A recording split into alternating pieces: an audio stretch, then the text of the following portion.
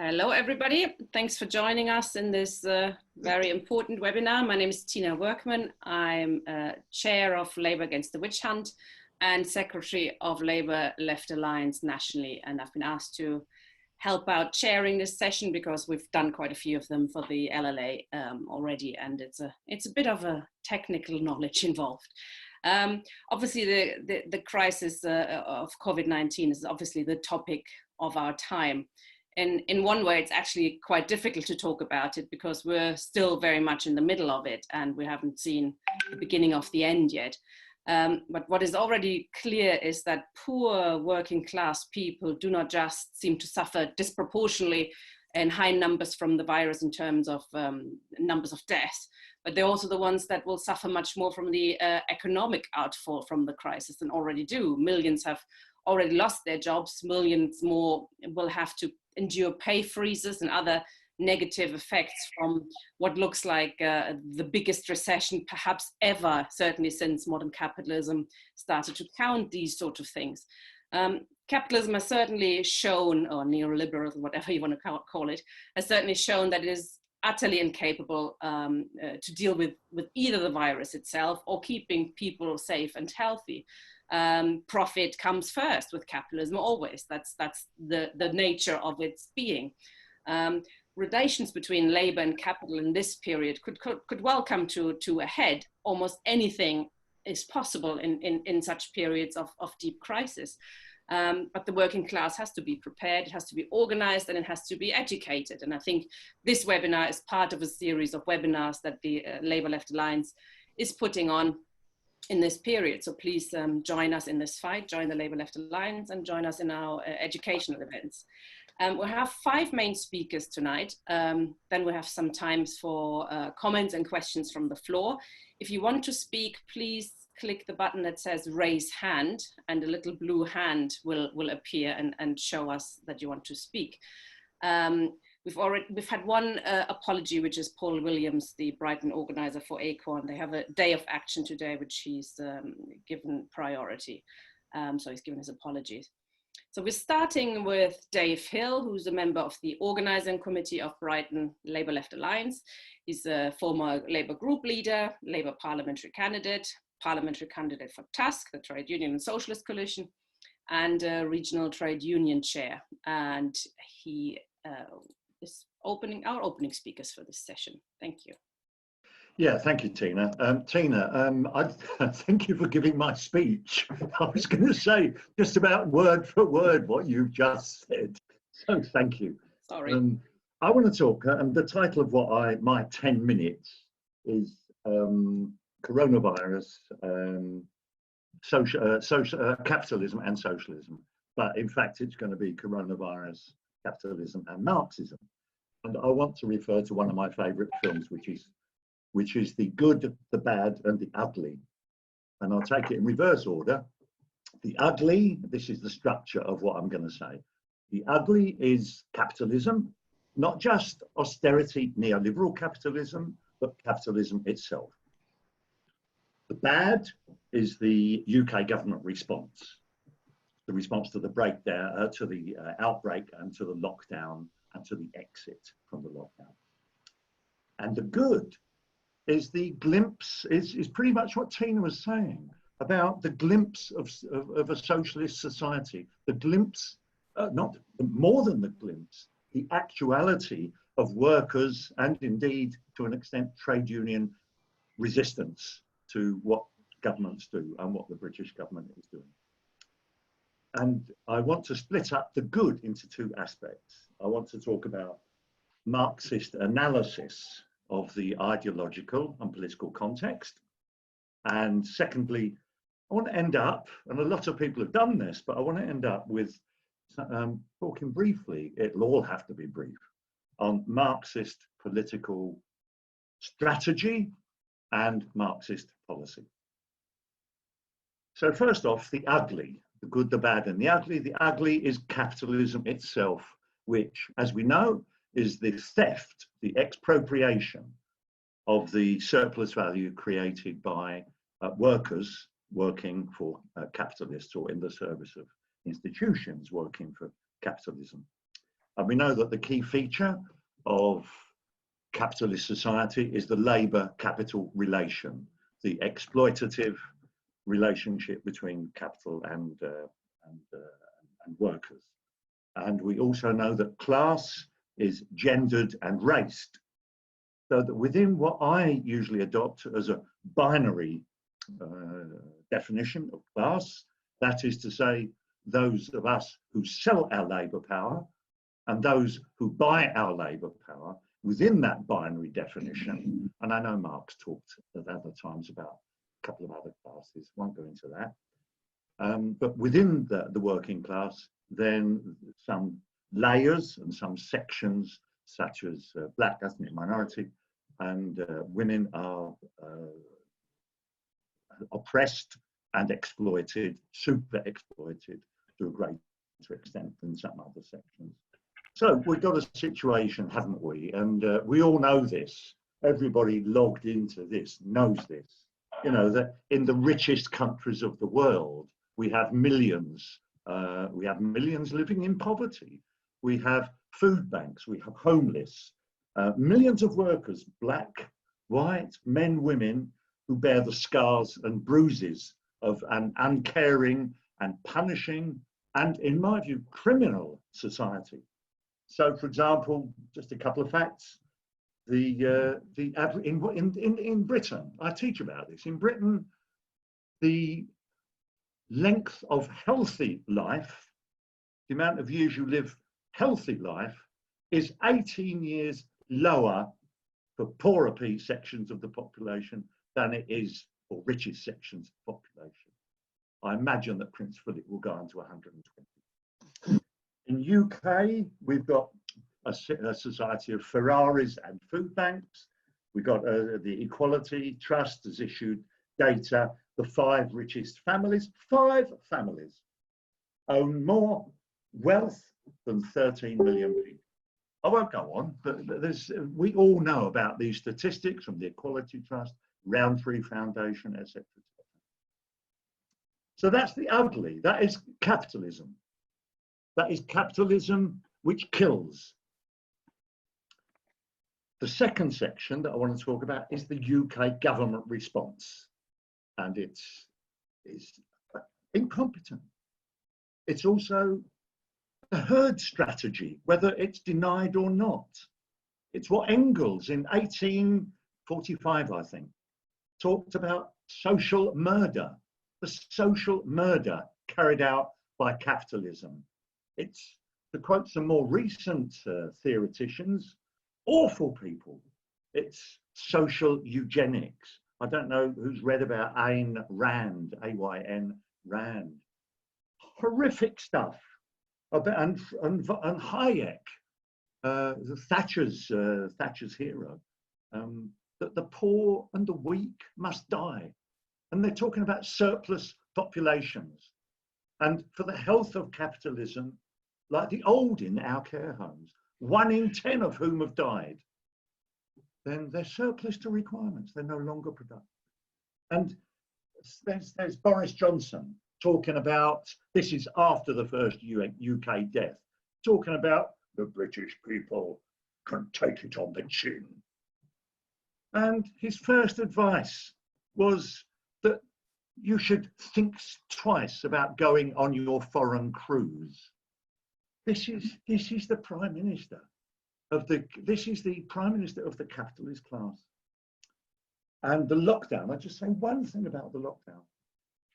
They're wanting to go back to school, and how brilliant that millions of people and the trade unions, in particular the National Education Union, are saying to the government, I won't swear, are saying to the government, get stuffed.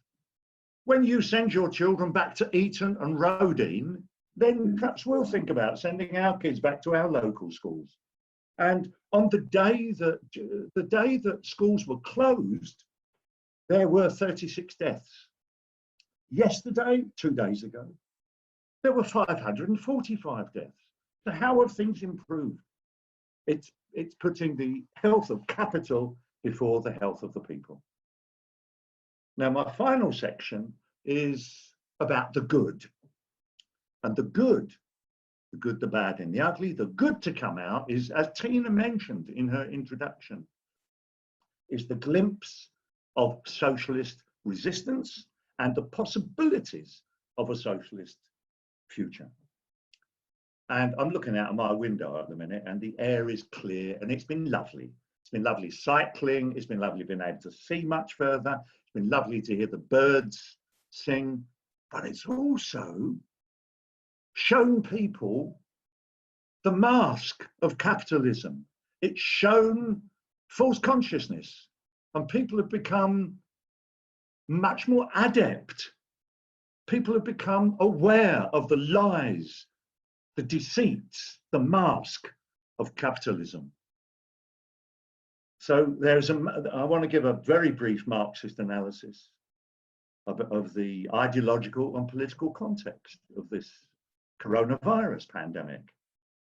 At the macro level, we have a change from what Gramsci called common sense into good sense. We have examples of local and solidaristic action. We have the undeniable recognition now that not only is there a magic money tree, there's a magic money forest.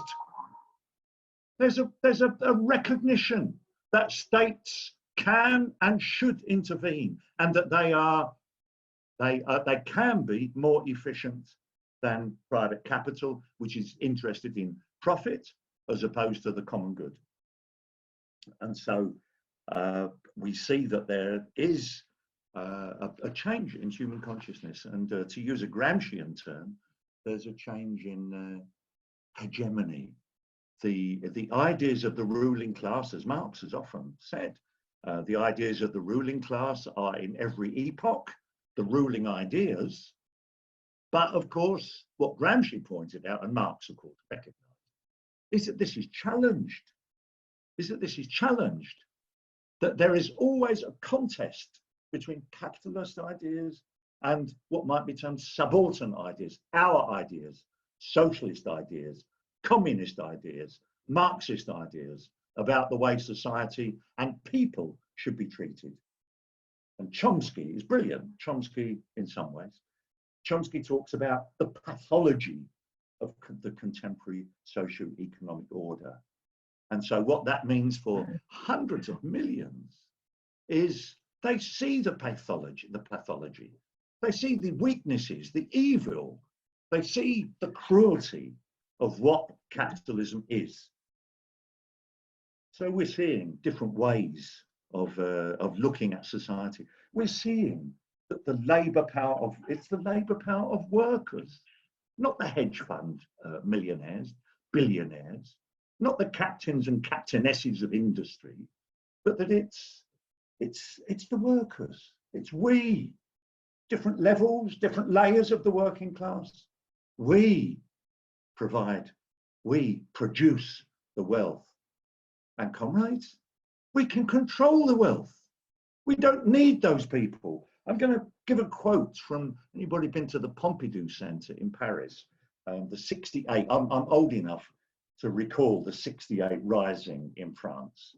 And there's a wonderful postcard and wonderful posters. I will speak in French, then I'll translate it. Le patron a besoin de vous, vous n'avez pas besoin de lui. The boss needs you, you don't need the boss. And that type of understanding, that type of onslaught, workers' onslaught on what was the dominant neoliberal hegemony, that type of understanding has become much more widespread. I want to mention one more thing about Gramsci before ending on policy. Gramsci not only talked about good sense as opposed to common sense, he not only talked about hegemony, what is very appropriate to this particular period is his concept of organic crisis, where there's not just a bit of an economic crisis. There's not just going to be the deepest recession, but accompanying that, we have a crisis across the various spheres of society. such as a political crisis, a crisis of legitimacy for the government. People are saying, as you walk along the street at night, you can almost hear people pointing at the televisions and saying, "F off, you liars," when the government spokesman come out and give yet more lies, more deceptions. So there's the loss of legitimacy. There is an economic crisis. There's also, of course, the environmental crisis. Okay, my final minutes then. Oh, shame. I'd like another 5. We have to talk about Marxist political strategy, like do we want minor reforms, major reforms, or revolutionary changes? Well, I'm a revolutionary Marxist. I accept reforms. Of course we accept reforms and fight for reforms. But I want to replace capitalism, not just make it work better. And my final point about this is a quote from Marx in Grundrisse about what is a wealthy society. So wealth is not just the amount that trillionaires have in banks. It's not that. Wealth is disposable time for workers, for people. And Marx talks about working 6 hours a day and having the rest of the time. That's a wealthy society, a society where the collectivity provides the basis, provides the housing, provides the health, provides the food, etc., within which people's individuality can blossom. And I was going to finish with political strategy, which is where to work. So I'll end up, since this is a Labour Left Alliance panel, we can talk about working outside the Labour Party. We can talk about working inside the Labour Party. And in my view, the Labour Left Alliance has got it right, that we believe, well, I certainly believe, in working both within, at the minute, the Labour Party, but also working outside. And the model that I would look at for mass solidaristic, and I'll use the word, revolutionary change, the model I'd look at is the Unemployed Workers Union of the early 20th century, which mobilized millions. And now, if we include the precariat in those millions, then it's the power not just of the vote, but much more importantly, the power of the millions against the billionaires, the power of the millions on the streets, needing organisation, needing programme, needing policy, needing faith. Thank you. Thank you very much. Brilliant, Dave. That was very enjoyable. I was also thinking that actually the Unemployed Workers Charter and that movement might have to be revived by us. Maybe it's us who have to start launching it, but excellent contribution. I'm bringing next Dr. Bob Gill, who's a GP, NHS campaigner, and a producer of the very famous documentary, The Great NHS Heist. He's worked in the NHS for almost 27 years, during which time he has had plenty of opportunity to experience the damaging effects of privatization on the NHS. Before I bring him in though, if you have any questions, ideally we'd like you to bring you in and hear you speak and see your face, etc. But there's also a possibility to ask questions in the Q&A at the bottom of the screen. So if you could put your questions there, we can perhaps read them out or even answer them live. The panelists can access those questions as well. What I want to try and do is give a summary of what's happened to the NHS, more or less spanning my career in it. I went to university in Sheffield, Tina, so where you're living at the moment, in 1988. And it turns out that is really when the NHS privatization really took off. And it starts with two people, Oliver Letwin and John Redwood, devising a mechanism of gradually fragmenting, breaking up, compartmentalizing the NHS by stealth, in secrecy, without people noticing until it's too late. And what our film does is explains that trajectory and also where we're going to end up. And the destination is the US private insurance model. Now, if you wanted to pick the worst system in the world to replicate, that would be it. But it depends on your perspective. If you're a shareholder or a chief executive, then it's a fantastic system.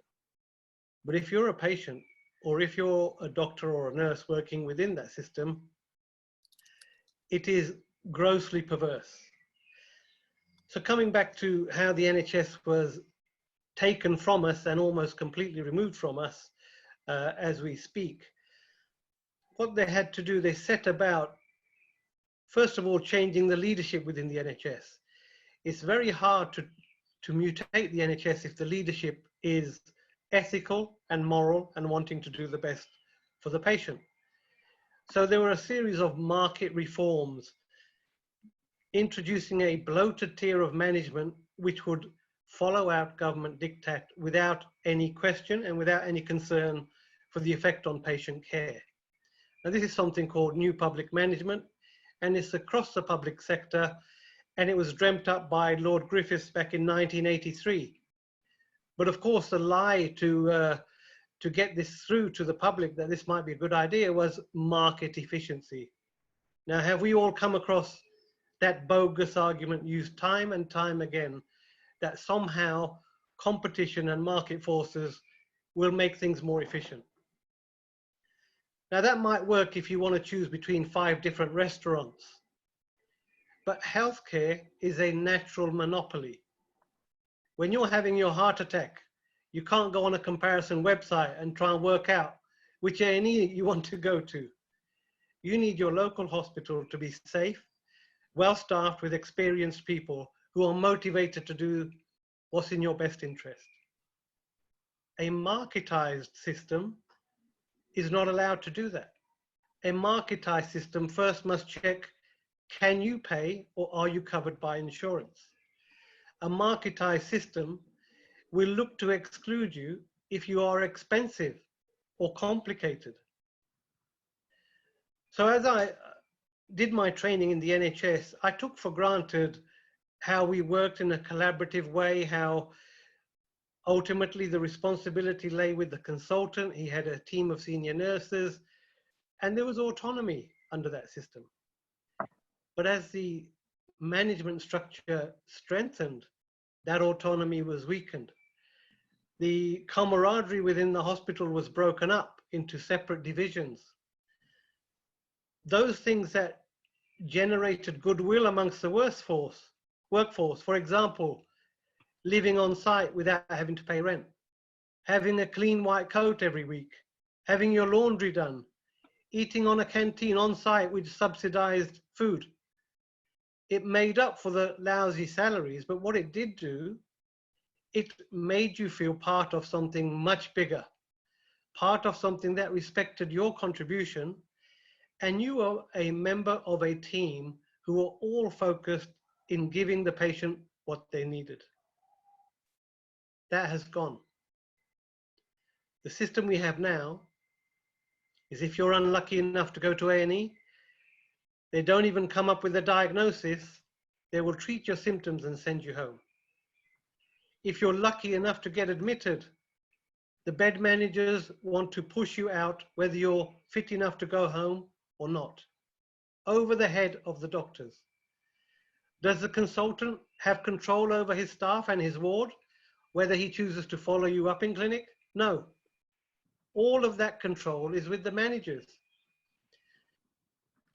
Now, it's not just about doctors feeling powerful.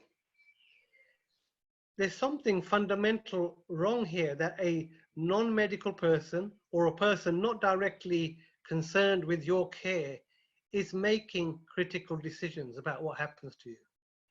And it's dangerous. And I give one example in my film, amongst others, and we speak to other health professionals. This is a pattern across the NHS. One of my patients was unlucky enough to develop severe abdominal pain and languished in A&E for 7 hours before her perforated bowel was diagnosed. Because the department is overrun, the junior doctors are unsupported, and it's chaos. Now that was before COVID-19 arrived.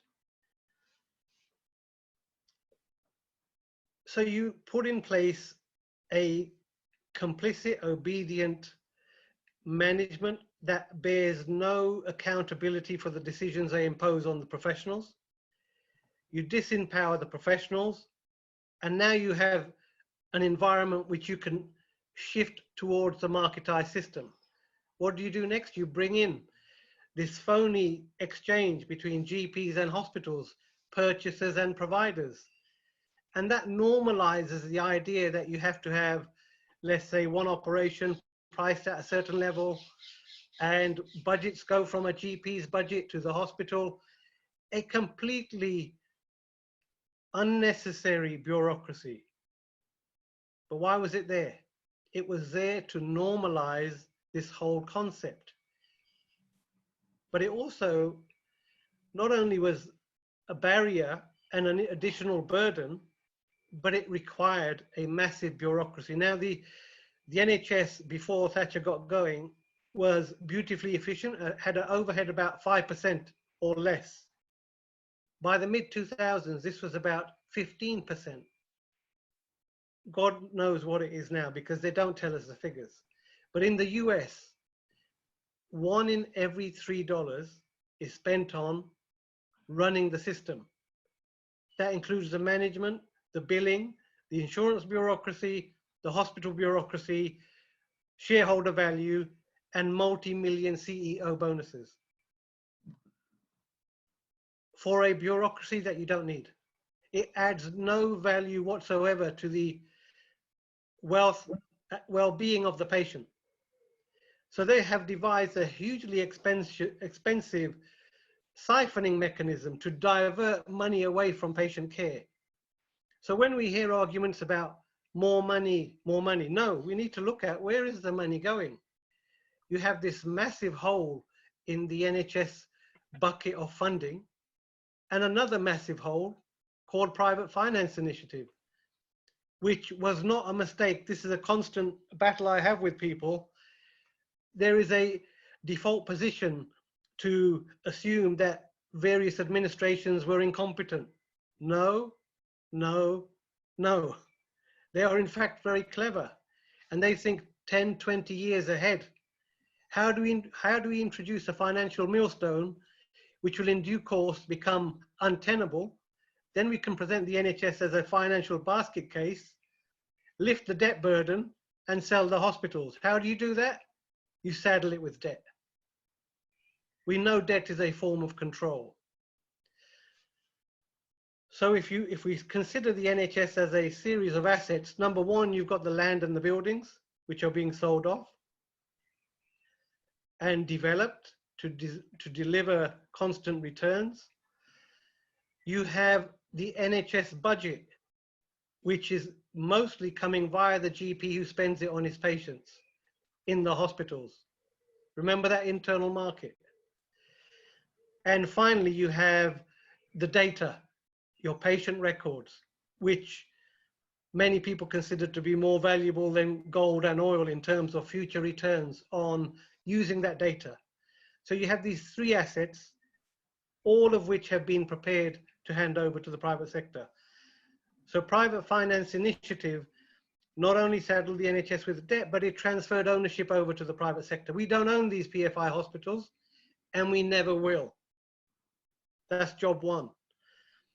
Job two, the budgets.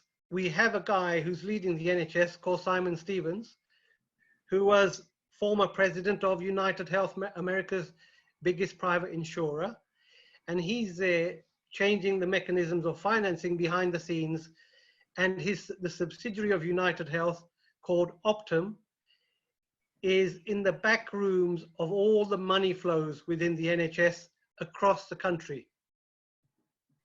So the insurers are there, and the data is being handed over to companies like Google, and more recently we hear of IT contracts being awarded to other private companies, including Apple, including Amazon.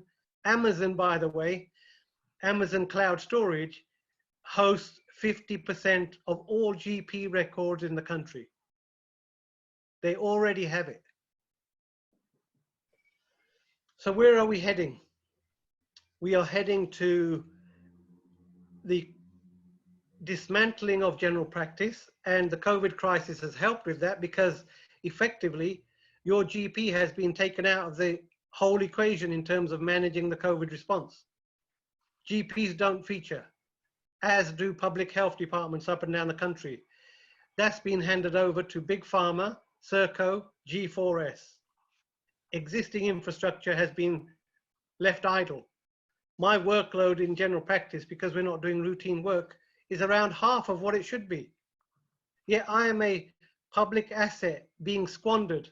Now imagine that for the other 60 or so thousand GPs. I can't remember what the exact number is, but it's all across the country. So you have publicly funded assets, the workforce, laying idle while the government is busy setting up contracts with cronies in the private sector.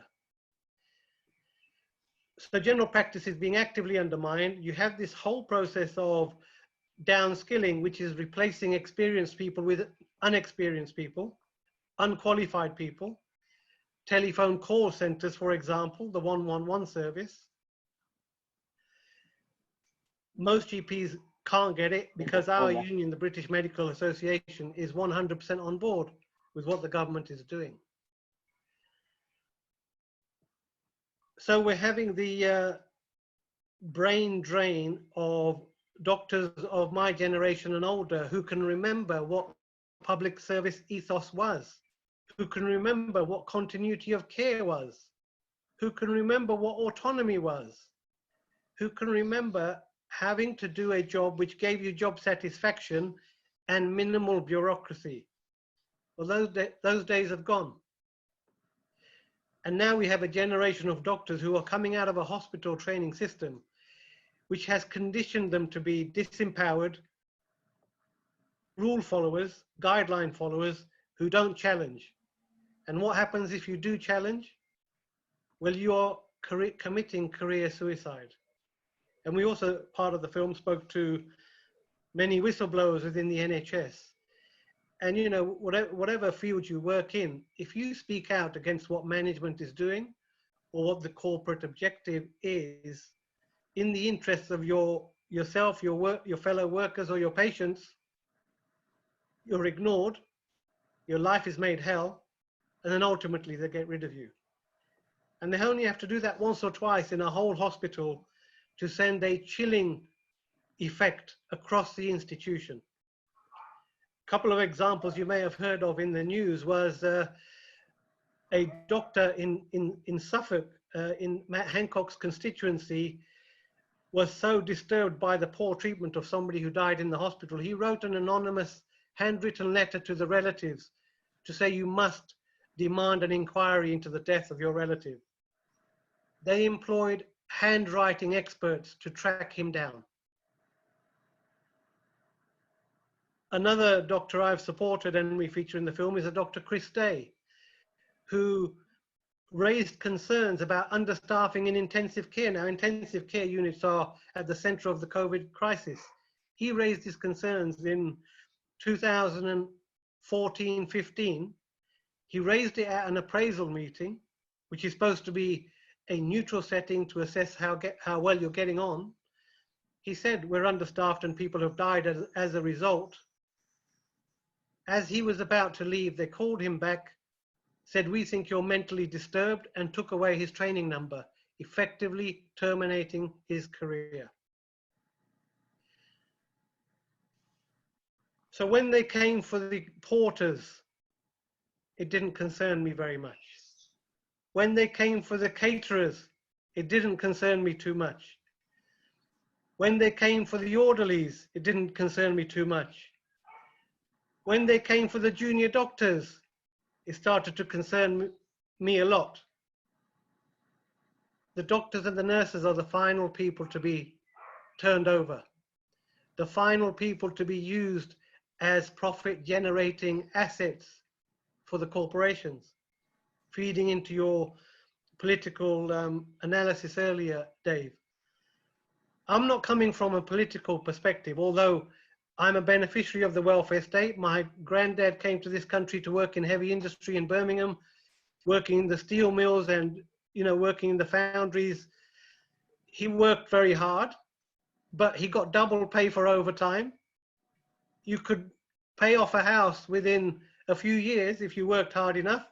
Houses were about 3 times your annual salary. It was possible for working people to strive, get an education paid for by the state, go to university, come out without any debt. The ladders, all the rungs of those ladders of social progress have been smashed over the last 30 to 40 years by consecutive governments, including, I'm afraid to say, New Labour 97 to 2010, without whose cooperation we would not be in this situation. A final word about COVID. The mass death and carnage we are seeing is not a series of unfortunate errors. This is a politically intended outcome of making the decisions that they have made. A lot of the decisions government have taken were binary. Now, if I employed my dog to bark yes or no at making these decisions, he would be more likely to get them right than the government. He would probably get around 50%.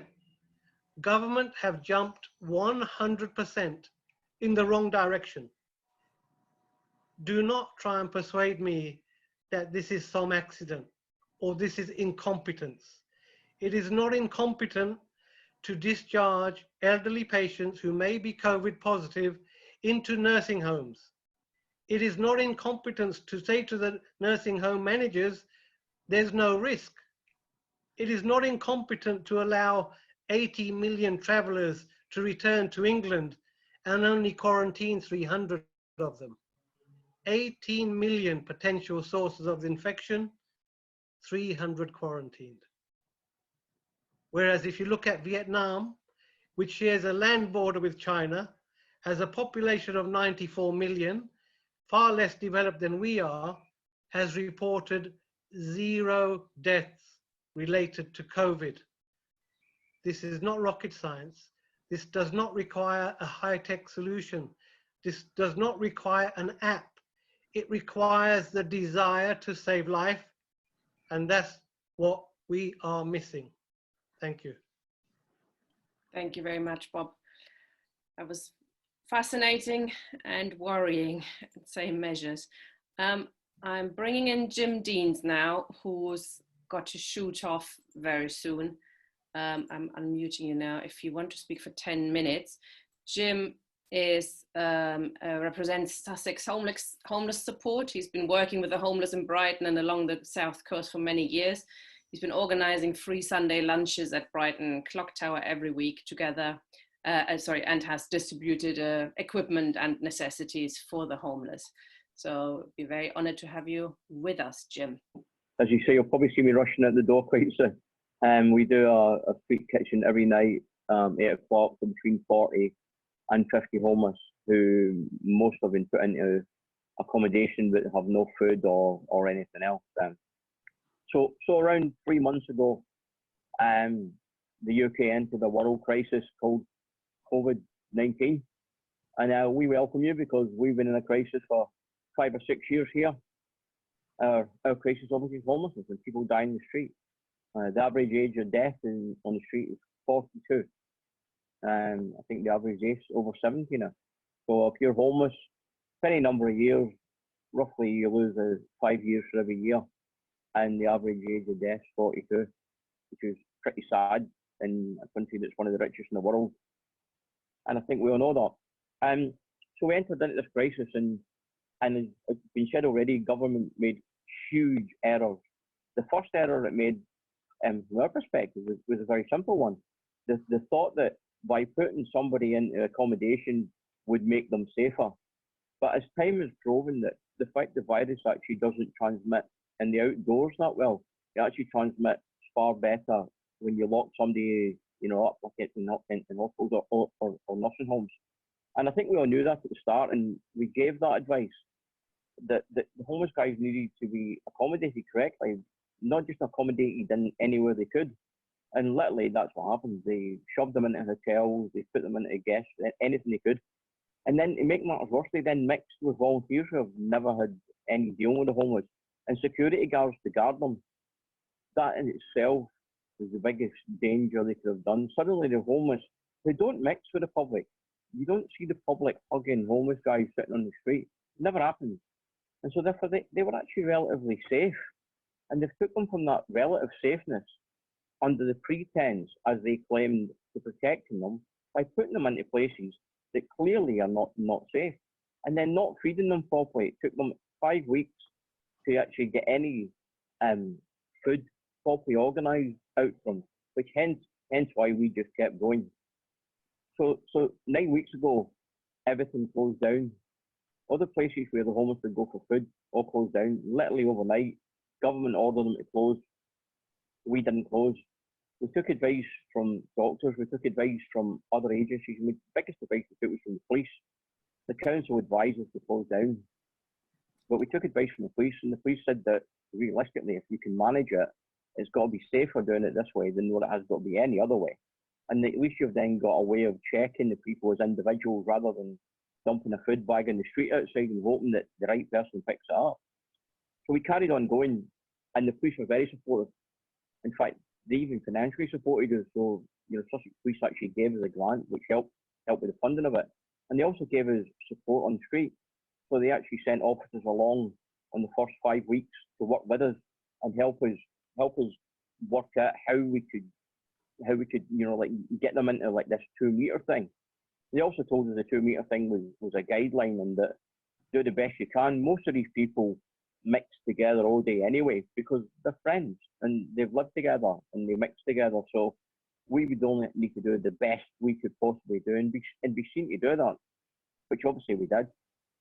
And so 9 weeks now, this will be the 9th week we've been serving up food, and we're strong tonight at 8 o'clock as we were back then at the very start. But it seems strange that suddenly all this happened, and so my dad taught me follow the money, and I think everybody so far has said the same thing. This is not about health and welfare. This is about money, and the government suddenly jumped to action and offered all this money, and then people come out the woodwork. Suddenly people wanted to help that had never helped in their life before, and I'm convinced it was because of the money that was offered. And to be frank and to be fair to the council, we made an application for money.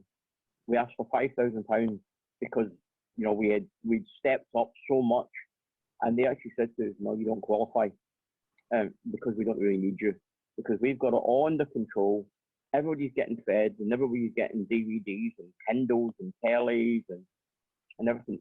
And I would have probably believed that if it wasn't for the stream of emails that followed that, asking for our support from adult social services, from the housing options team themselves, and from other charities in the city, asking us for toiletries, asking us for support, asking us for food, and we provided it. And when they said to us, like, you're not spending any more money now than you were before, well, can I show you, my electricity bill's quadrupled because we're cooking 8 big meals a week. And I just, to finalise, this is about the community, and I feel this is where Labour really needs to be.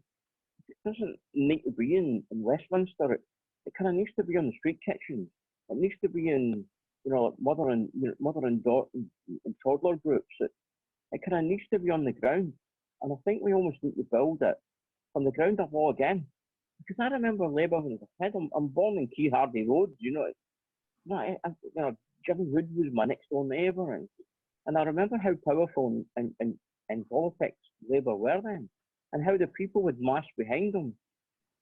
And I feel like we've been taking the wrong road by successive leaders, one after the other.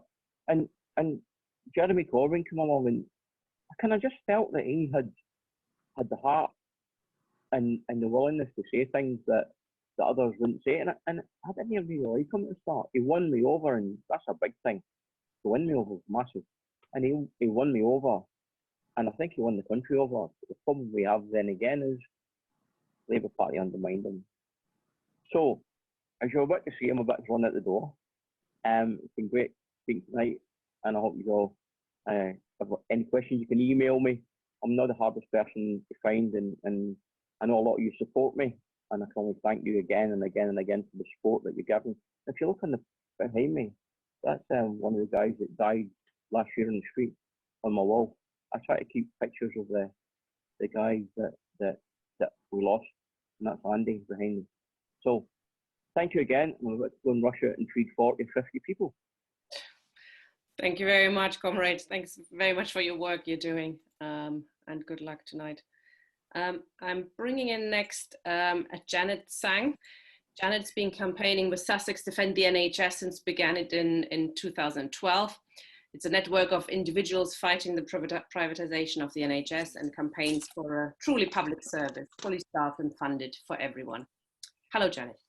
Hello, hi, and thanks very much, Tina and Left Labour Alliance for inviting Sussex Defend the NHS to contribute to your meeting.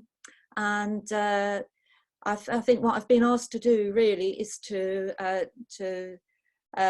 give a kind of, well, it's partly give an account, but also, you know, perhaps open a discussion as to what our role is amidst COVID-19. And what I'm going to try and do is put forward some ideas about that, give you a little bit of a flavour of the kind of campaigns that we're involved in and what might change. So I've deliberately trying to give some local examples. So the first thing I think is that our campaign, Sussex Defend the NHS,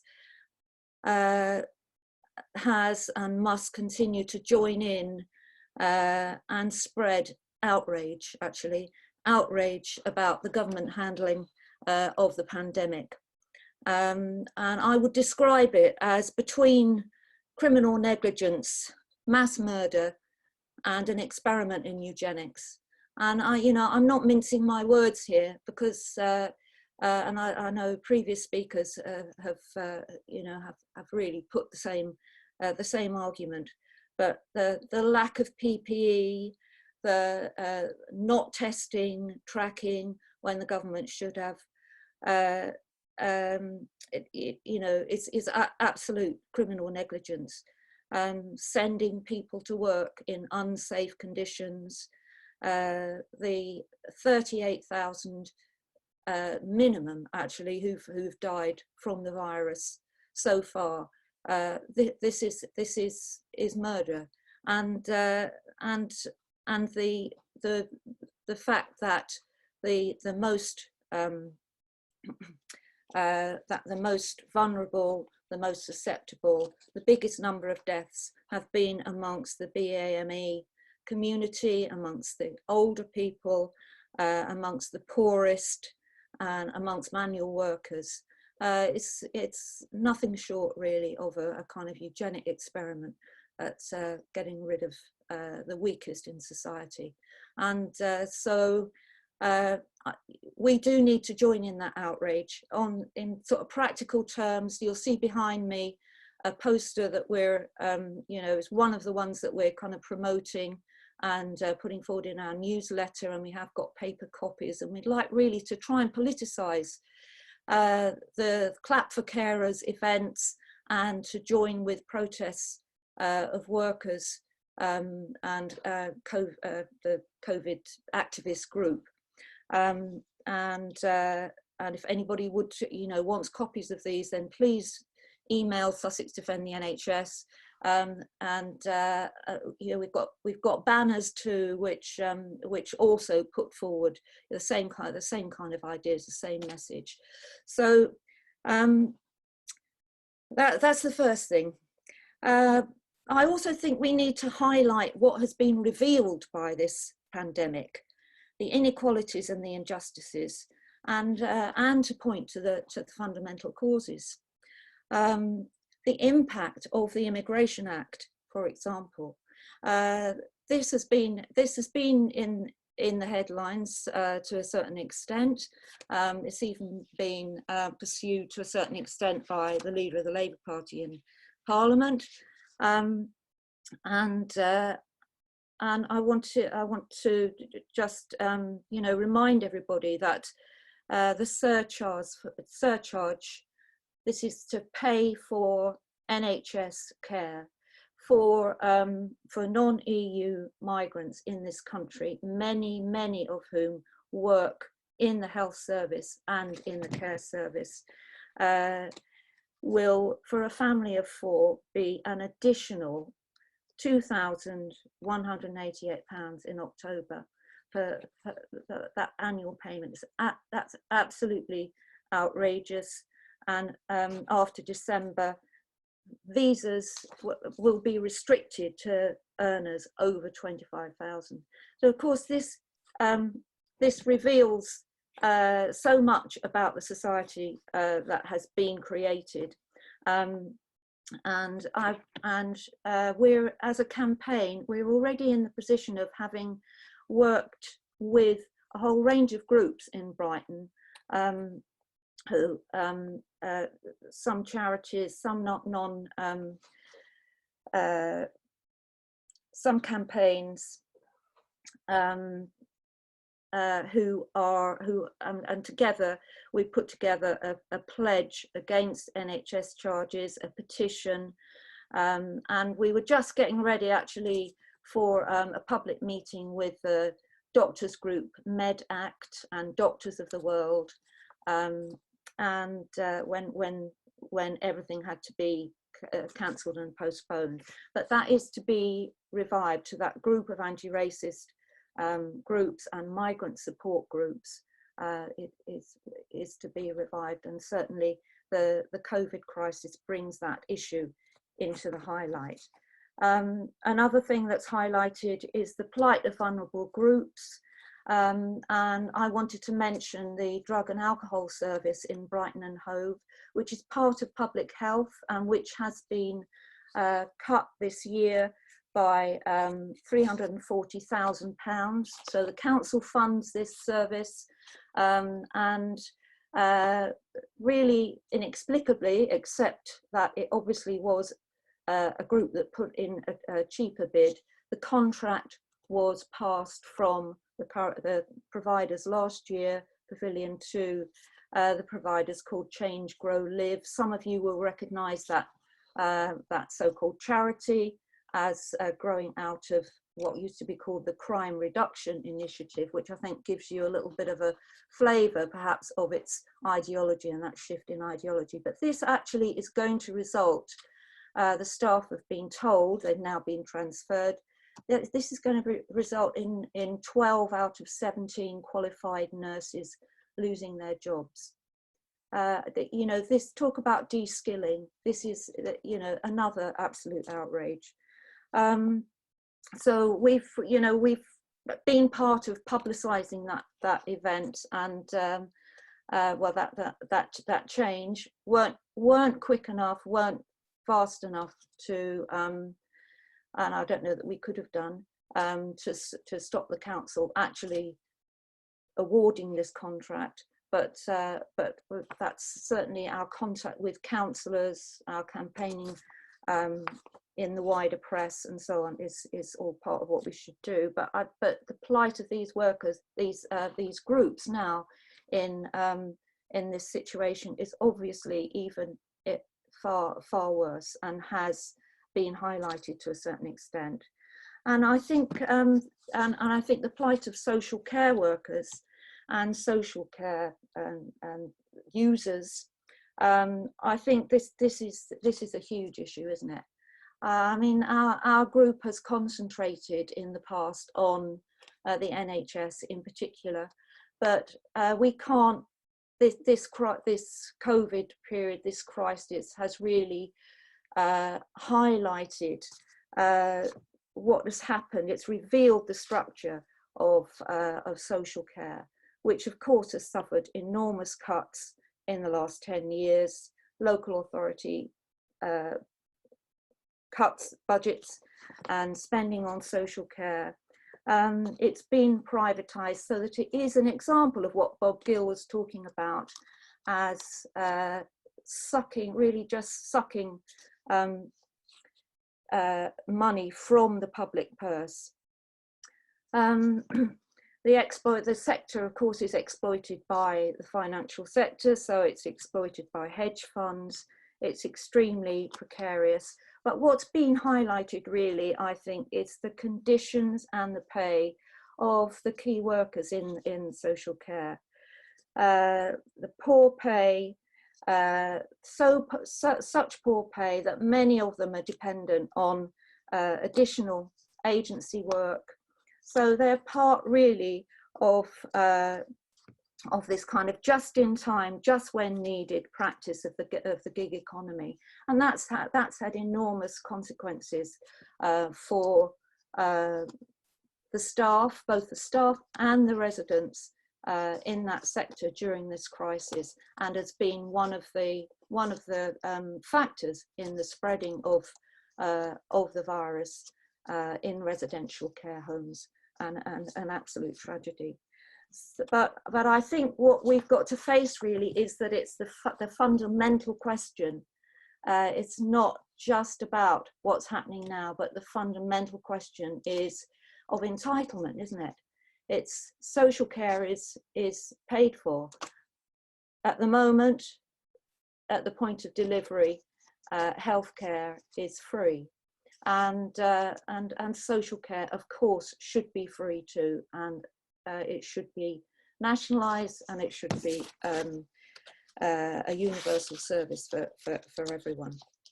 So those are some of the kind of highlights, the things that the current situation highlights. And I think the third function really of our campaign during this crisis is to expose and challenge where the government, the Tories, the capitalist class are actually taking advantage of this crisis to further their agenda. So to further the ideological agenda. Oh my God. You. Yeah, that's amazing. That's coming from this machine. Okay. Okay, you're just going to mute me for a minute. Okay. Yeah, your 10 minutes are up as well. Few people have indicated to speak yet, and then we wanted to give the main speakers at the end 5 minutes or so each to come back and answer some questions and comments. So Tony Greenstein has indicated first, if you do, the way you indicate is you press the button says raise hand, and I can see then that you would like to indicate. If you don't want to be on camera, you could either leave your camera off or you can ask the question in the Q&A. Thank you. Okay, thank you. I think this has really been an excellent meeting all round. Every speaker has contributed something to what we've heard, and it's an extremely depressing situation that we're in. The fact that we have the second highest number of deaths in the world, I think, speaks for itself. I think what we need is not a defend NHS campaign. We actually need to reclaim the NHS campaign. It's clear that we're losing the NHS as we knew it to the forces of private enterprise and the market forces. And if anything good is going to come out of this crisis, it's a reinvigorated campaign to reverse, to really repeal the whole question of internal marketing. It's clear that private enterprise cannot work in a crisis such as this. I mean, that is staggeringly clear. What's also clear, I think, is the complete inability of the Labour Party opposition to actually make any case whatsoever. They've been completely silent. The bipartisanship in the national interest of Keir Starmer has played into the hands of the Conservatives. I cannot believe how pathetic the opposition is. And one question I wanted to ask of the panelists, because Keir Starmer says he will think about trade union opposition, is what is your attitude to the opening of the schools on the 1st of June? Because it seems to me, as a layman, that this is a recipe for a second wave or a continuation of the first wave, since it hasn't died down. Without mass testing and tracing, I don't see how we can possibly avoid an increase in the number of deaths again once kids go back to school, because they will be virus carriers, although they may not suffer themselves. I particularly also wanted to ask Janet just to expand on the surcharge for migrant nurses and workers in the NHS. I didn't quite get that. Is it the case then that nurses, I thought nurses were exempt from this £25,000 limit. Was I wrong on that? Maybe you could correct me on that. And just finally, in the Labour Party, although they're not doing much about opposing the government, I have no doubt, which is what Tina said, that the number of expulsions and suspensions is rapidly increasing from the people who are contacting me. It's clear that the priority is combating, inverted commas, anti-Semitism, which really means, as we all know, socialists. So over to you, and thank you again. Yeah, thanks. Thanks, Tony. I'll bring in Jessie. Winnie next has a question. I'm collecting a few questions and comments, and then we can bring the speakers back in. Hi, Jessie. Well, first of all, thank you for such an informative and inspiring meeting. I wasn't bummed out. I was more inspired and motivated to, put spurs in the struggle. This is in regards to Hill's and on Marxist strategy and tactics, and how we can most effectively conduct the class struggle.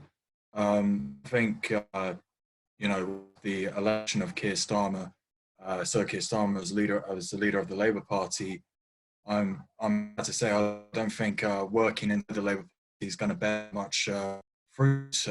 Starmer's likely to be leader for the next 4 years until the next general election, and maybe even more, who knows. But I think in the recent months, why I'm particularly inspired is that we've actually been seeing a resurgence of socialist militancy outside of the Labour Party, in the form of Chris Williamson's new grassroots movement, George Holloway's new Workers' Party of Britain. So I say this with, and I ask this with the greatest respect of comrades who are inside the Labour Party and who are doing their absolute best. Do you think the energies, efforts and talents of new socialists coming in the movement will bear much fruit working inside the Labour Party? Thank you. Thank you, comrade. The Labour Left Alliance has also decided that we do allow people who have left the Labour Party to stay involved in our organisation, because we think it's important to unite together and fight jointly. But the Labour Party, in our view, remains a very important arena of the class struggle, as has been shown under Corbyn. I think the fact that establishment, through everything they've got at Corbyn, showed that it's a very important arena when the class struggle is taking place. I'm bringing Carol as the next person. Hello, Carol. Right. Thank you very much, Tina. Can you hear me? Yes. Yeah. My husband and I are actually members of KONP, Keep Our National Health Public. And they've been going for many years, since before 2012. Now I see there's lots of other organisations that are coming in and doing great work.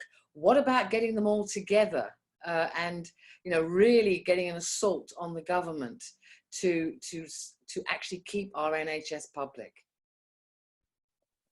Thank you, Carol. Alpesh is the next to speak. I wonder if you could switch on your camera. There you are. Okay, I'll unmute you. Oh, there you go. Now you can speak. Yeah, thank you very much for really kind of a chilling and shocking set of accounts about the state of the world. I've just got a comment and something like a question. Janet described the situation as criminal negligence, mass murder and eugenics. I don't think that this was led by Boris Johnson's incompetence, or I don't think it's serendipity. I think these things that are happening, criminal negligence, mass murder and eugenics, is part of a political economic ideology. I don't think it's by accident. I think he's not as thick as we think he is. I think he's been led by people around him, obviously Cummins, to embark on a strategy to give capitalism the rocket boosters it needs, the kind of rocket boosters that were put in place after the 1972 oil crisis and Thatcher's election in '79, along with Reagan. What COVID has done is provide a pretext for shock. And I think this shock will facilitate even more murderous austerity. And I think there'll be a final push to fully privatize particularly profitable elements of the welfare state and the public services that are still there remaining as part of public utilities. And thirdly, I think it'll be an opportunity to kill off the people who are not producing value for the capitalist economy. I think that's what's going to happen. I think this is all part of a political strategy. I do not believe that Boris Johnson has made mistakes. I think this has been part of a strategy.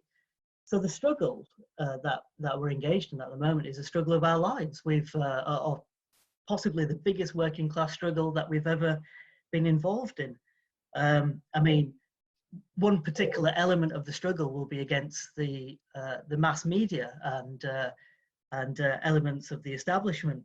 I mean, the Telegraph has very early on during the COVID episode, the Telegraph has already been saying that the PPE crisis has been because of the NHS being a state monopoly, effectively saying that it should be privatized. It would be a much more effective market, internal and external market for the NHS.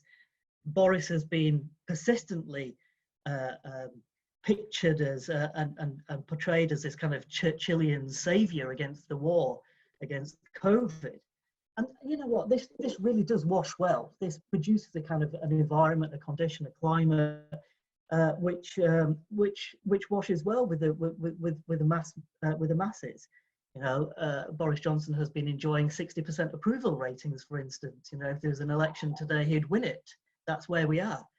So, you know, I like what people have said about the unions coordinating action, particularly the NEU and the BMA. I hope my own union, the UCU, will be much more vocal and much more strident.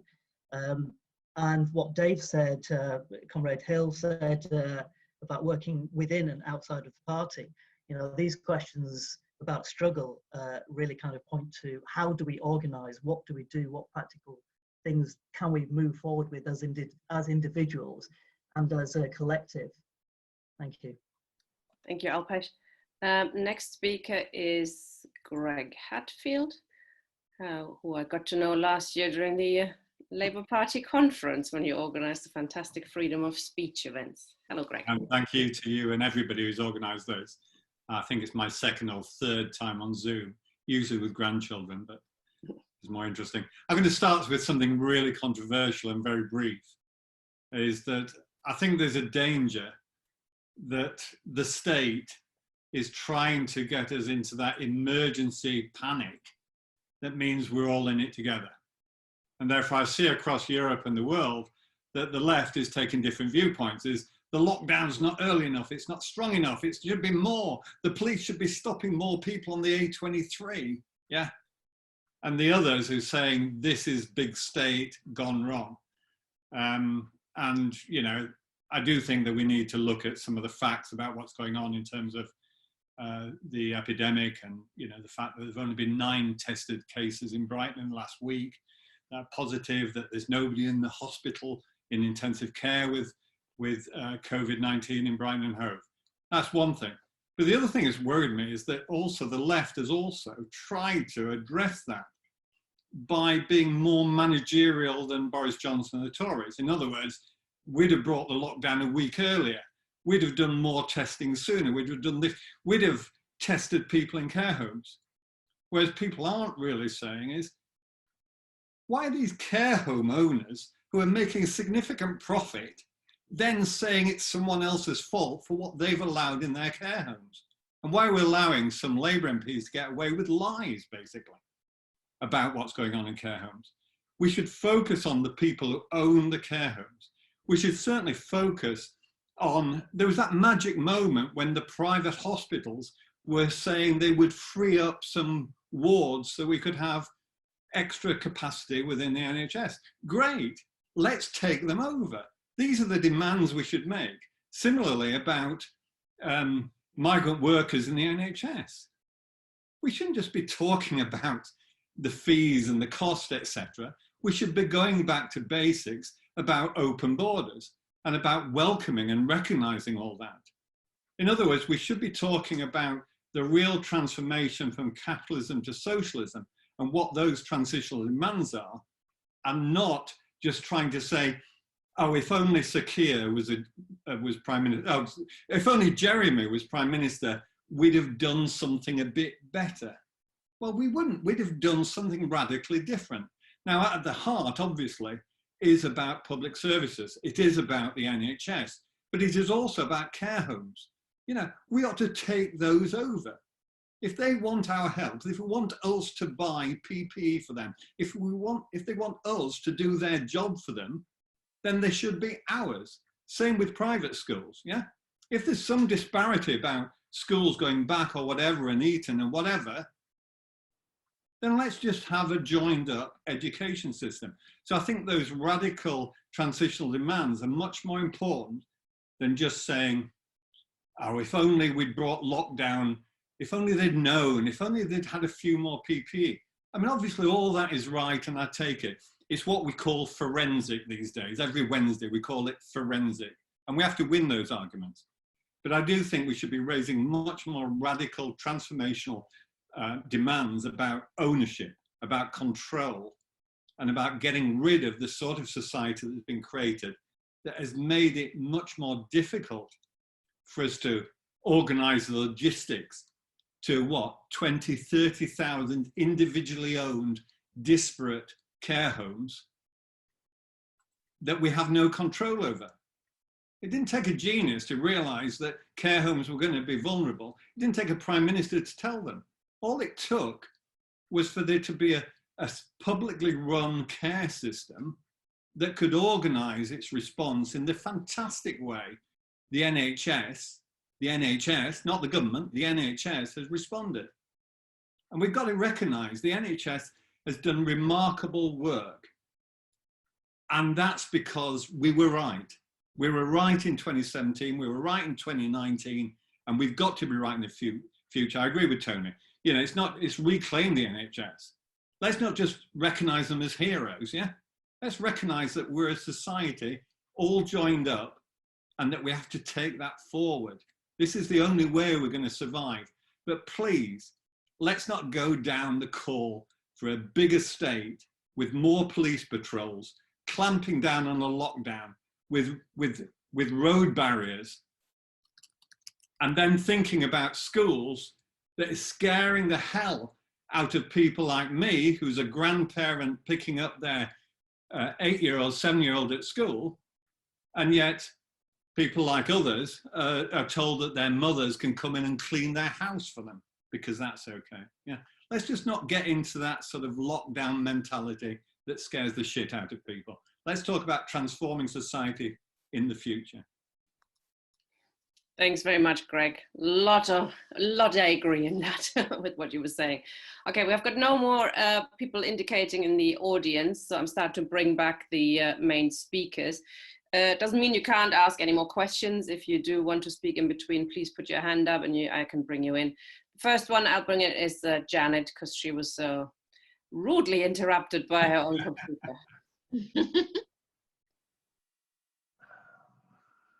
Okay. Okay, you can hear me? Yes. Yeah. Oh, that's great. Yeah. Thanks very much. Yeah. Just to kind of come back on a few of those points, really, to say something about campaigning and what we should be saying and doing. I think really it's at every level, isn't it? It's at every point at which there is a clash of class interests.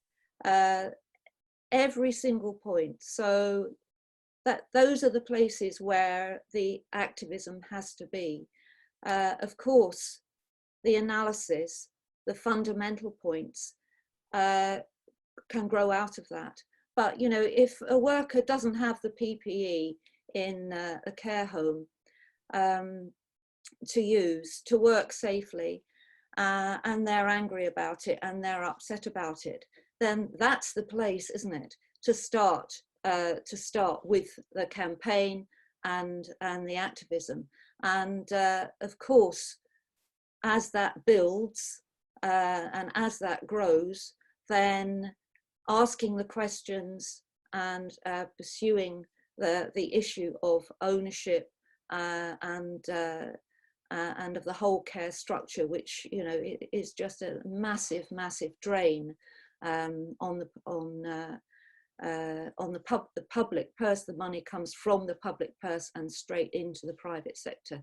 So it's got to be at every level. The same with private hospitals. I mean, there's a big issue, I think, about the payment that the government has made, the block bed booking that it's made to the private hospital sector in Brighton.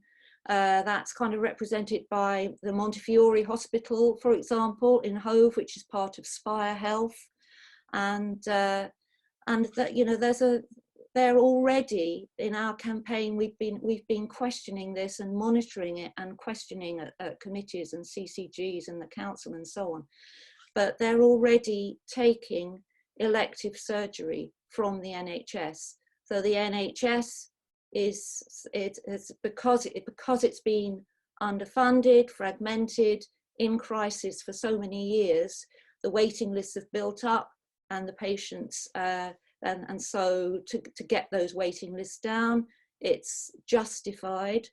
The CCG then pays for private hospitals to do that elective surgery. So you might think, if you've got a dicky knee or a dicky hip, you know, that your GP is going to decide whether you get a referral to a specialist and what hospital you go to. But no, that's not the case. I tell you who decides in Brighton and Hove, and it's a company that Bob Gill mentioned, and it's Optum. Optum, which is a subsidiary of a huge American insurance health company, United Health. But those are the places, aren't there? If somebody is on a long waiting list, then you take up that issue, and through that issue, you reveal and argue for the renationalisation, the abolition of privatisation. But it's no good starting with the big issues, not in a campaign like the one I'm involved in anyway. In a political party, of course, that's where you've got to discuss those ideas too, and in the single issue campaigns, the kind of thing that I'm involved with here. But it's the political parties that are going to take those big issues up. Thanks very much, Janet. I suggest I bring in Bob Gill now to address a few points that have been made. Yeah, the point I want to emphasize is what Claire brought up earlier about this has been an opportunity to move staff around, so move health visitors into hospitals, for example. Now you can justify that in an emergency, but what this was is a dry run. The idea of making people work across their traditional boundaries was set out in the 5-year forward view some years ago, to push people to the maximum of their competency, to make them work in such an environment that they're uncomfortable, is the plan. And that's what's played out. The other element of this is the shoehorning in of telemedicine. So what the end game is to actually cut as many doctors out of the whole situation as possible. In fact, freedom of information in America, America's running our NHS. Let's be clear. The American insurers and the American hospital chains are running the NHS. They are dictating how the government imposes reform. And documents from the states, FOI from the states, describe face-to-face, human-to-human interaction with a doctor as a legacy system to be removed. The most shocking thing about what I say when I speak to other health professionals is they're burnt out, they don't have much headroom to engage with what's going on, and what I have to tell them isn't the brightest of news. So they zone out, and they are like lemmings heading for the cliff. They need to be shocked out of this cocoon of thinking that all they have headspace for, and I can understand it because I was there years ago. I thought I just got to get on with my job, pay my mortgage, look after my family. Don't ask me to do anything else. It's very short-sighted. They are going to be, they've already had their terms and conditions destroyed. Unsocial hours, automatic pay progression is a thing of the past. We have different generations of NHS staff on different contracts and different pensions. So divide and rule is rife. The race to the bottom is on. The replacing of human contact is there. And the end game is to have sickest people kept away from seeking help. People with straightforward requirements being dealt by private providers. And the COVID epidemic not only was the buying of private bed capacity, that was a bailout to the private hospitals. Private hospitals in the States have had massive redundancies and closures. Without that bailout, these hospitals, their business model was over because they're reliant on elective surgery. And the pandemic would destroy their economic case. They should have been nationalized, not bailed out. So unless and until a critical mass of NHS professionals start defending themselves, the outlook is bleak. Now, there is a precedent for this. A group of independent academics set up their independent SAGE. You probably heard of, they've issued their own recommendations. They issued their own requirements to easing down the lockdown. What I think needs to happen, this may seem radical, is you need 5 to 10% of NHS trust staff to get together and defend themselves, because the unions have so far failed to do anything. Whatever noises the BMA have made, they have signed GPs up into a rolling contract that would every year will go along with the 10-year plan. They have sold us out already. So whatever they say in support of teachers, that's just PR, that's just virtue signaling. The reality on the ground is in 2016, they sabotaged their own industrial action. We can no longer wait for parties, unions, or other organizations to come to our defense until people on the ground, patients and staff, realize this is a fight for survival of the public service, and in many cases, our loved ones, then we have little chance of stopping this juggernaut. Thank you very much, Bob. I've taken part in a number of Zoom meetings, and this has been a fantastic meeting for all of the contributions. I've learned a lot, and it's, yeah, thank you to everyone concerned. Labour Left Alliance organised this, and it's where I'm putting my energies, which brings me to my first response. I want to make responses to 4 points. My first response is to Jessie. Very interesting question, Jessie, about where should we put our efforts, and the Labour Party and the role and reliability of reformist social democratic parties. And they're not reliable, are they? I mean, every time there's a crisis, they take back the gains that the working class has fought for and won. And what we see repeatedly is what in Greece, I'm involved in Greek left politics. I work there regularly. What we see is what is called the PASOKification And so that refers to PASOK, the Greek Social Democratic Party, which for a couple of years was very radical and then became more and more and more right-wing. And that's what we're seeing with the Labour Party. So I am, yes, currently working within the Labour Party, but not focusing my energies there. I'm focusing my energies on attempting, through various means, including Labour Left Alliance, to get a socialist, a Marxist, a revolutionary Marxist program and understanding, and to propagandize to that effect. So I'm, if you like, part of Labour and belonging to Labour and voting Labour, but to quote the SWP, of whom I've never been a member, but they're very good comrades, and as in the SP, as in the Socialist Alternative, all the left groups do very good work propagandistically, despite some differences of opinion.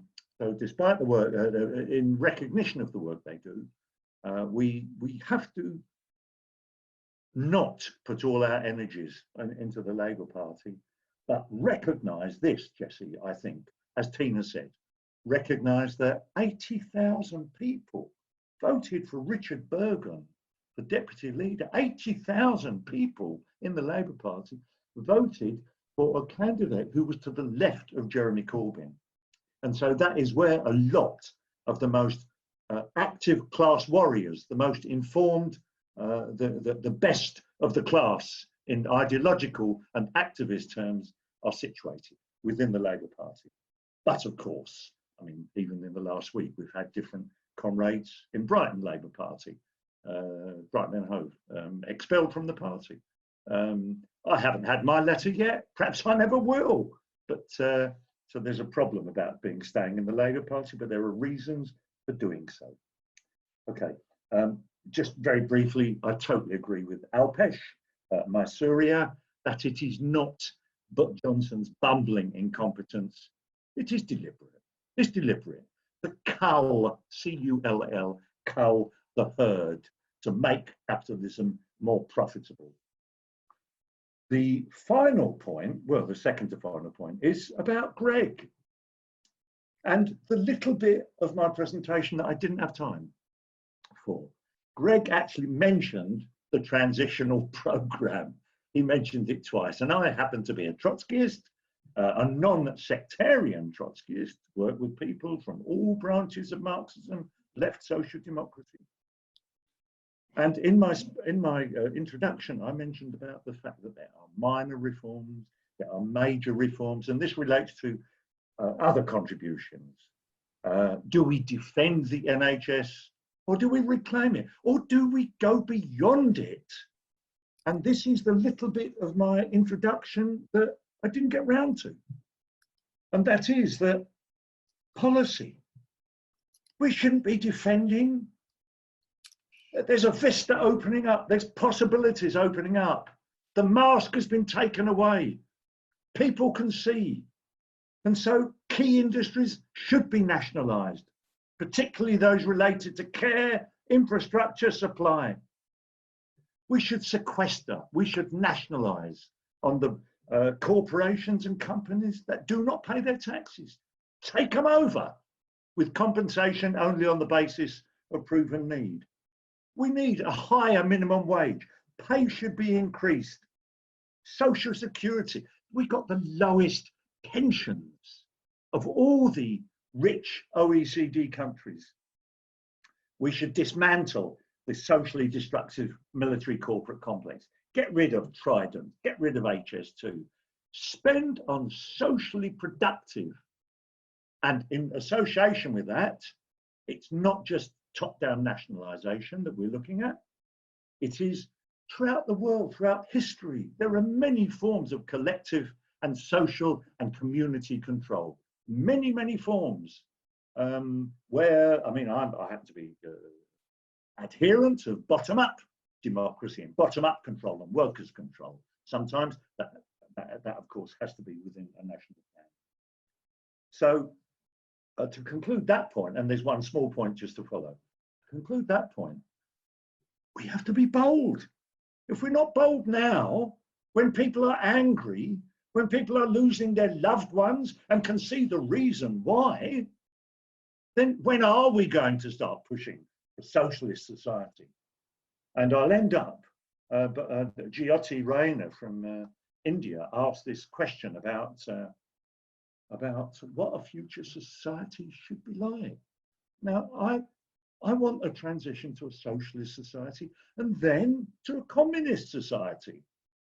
And I want to repeat just something about Marx, what he said in one of his writings, The Grundrisse, when he's talking about what is wealth.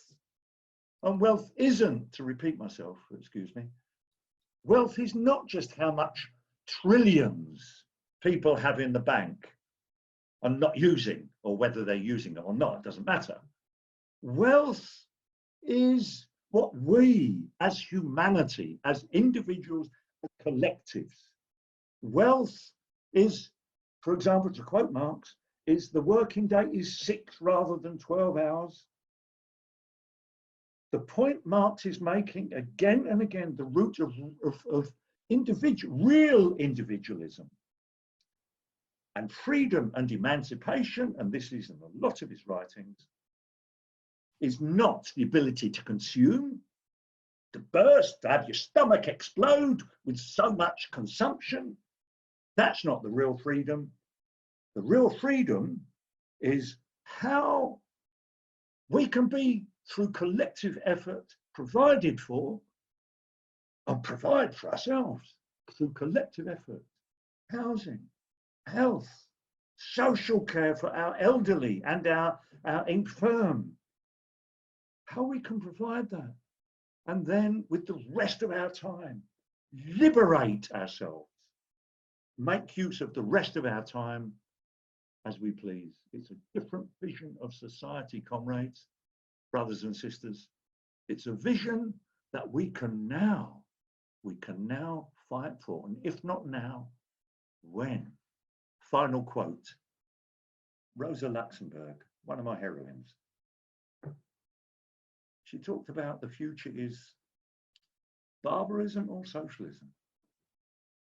We've got barbarism. We've got barbarism. We can move towards socialism. Thank you. What a finale. Very good. I agree with that. Thank you very much, Dave. Thanks to all the other speakers.